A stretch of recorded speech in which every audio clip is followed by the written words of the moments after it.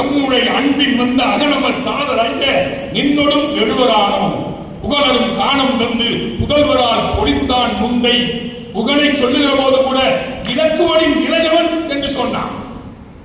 சீதையை சொல்லுகிற போது கூட உன் கொழுந்தியார் என்று அறிமுகப்படுத்துகிறார். வேடுவர் குலத்தில் உள்ள புகழை சேர்க்கிறார், வானவர் குலத்திலே இருக்கிற சுக்ரீவனை சேர்க்கிறார், அரக்கர் குலத்திலே இருக்கிற வீரரை சேர்க்கிறார். நீங்கள் சமூகம் சிந்தித்து பார்க்க வேண்டும்.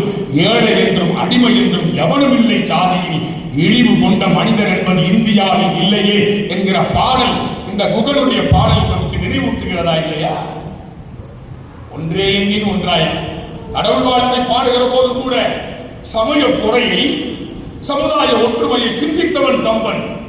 உலகம் யாவையும் தாங்குல வாக்கலும் நிலைபெறுத்தலும் நீங்களும் நீங்களா அழகிலா வெளியாற்றுடையார் அவர் தலைவர். எந்த கடவுள் பெயரையும் இங்கே சொல்லவில்லை. இந்துவே எழுந்து வா என்றோ, கிறிஸ்தவனே கிளம்பி வா என்றோ, இஸ்லாமியனே திரண்டு வா என்றோ எழுப்பாதி முழக்கம். மனிதனை இணைந்து வா என இனியேனும் முழக்கம் எழுப்பி மானுடத்தை மகத்துவப்படுத்துங்கள் என்கிற கொள்கை எனக்கு தெரியவில்லையா? அவரவர் மத கொடிகள் அசையற்றும் அழகா வெறி எனும் நெருப்புக்கு விசிறியாய் அல்ல, கலைத்தவர் வாழ்க்கைக்கு கலங்கரை விளக்கமாய். பக்தியை காட்டினால் பரமன் மகிழ்வான், நீங்களோ உங்கள் சக்தியை காட்டுகிறீர்கள், ஆண்டவன் சங்கடப்படுகிறார் என்கிற சமய பொறையை சமுதாயம் ஏற்றுக்கொள்ள வேண்டும் என்கிற பார்வைதான் எனக்கு கம்பனில் தெரிகிறது. எவ்வளவு பெரிய வீரனாக இருந்தாலும் வீரன் மனை நோக்கா பேராண்மை இல்லை என்றால் அழிந்து கொடும் இந்த உலகம் என்பதைத்தானே கம்பன் எடுத்துச் சொல்லுகிறார். அனுமன் வாயிலாக கம்பனின் பாத்திரங்கள் எல்லாமே சமுதாயத்திற்கு செய்தி சொல்லுகிற பாத்திரங்கள். நன்றி கடன் என்கிற வார்த்தை கும்பகர்ணனை தவிர எந்த பாத்திரத்தின் மேலும் கம்பன் வைக்க முடியாது. இந்த உலகம் நன்றி கெட்ட உலகம். ஆகஸ்ட் மாதத்தில் பேசுகிறேன்.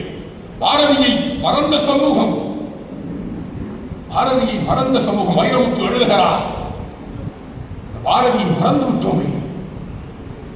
அன்றைய தேசம் இருட்டின் கர்ப்பத்தில் இருந்தது. அன்றைய மக்கள் அழுக்கை ஆபரணங்கள் என்று அர்த்தப்படுத்திக் கொண்டார்கள். உள்ளூர் பூக்கள் கூட வெள்ளை விக்கிரகத்தின் அர்ச்சனைக்கு ஆசைப்பட்டுக் கொண்டிருந்த அவலப்பொழுது அது எப்படி அந்த எட்டய குலத்தில் மட்டும் அந்த இளைத்த தெரு ஒன்றில் அந்த பிஞ்சு சூரியன் பிறந்தது. அந்த பாரதி மரணம் அடைந்த போது அவன் உடலில் பிணத்தை சுமக்க கூட, அவன் உடலை சுமக்க கூட ஆள் இல்லை. அதை எழுதுகிறார் வைரமுத்து. பாரதி, நீயே ஒரு நெருப்பு, உன்னை தேடி தேடி தின்றது நெருப்பு.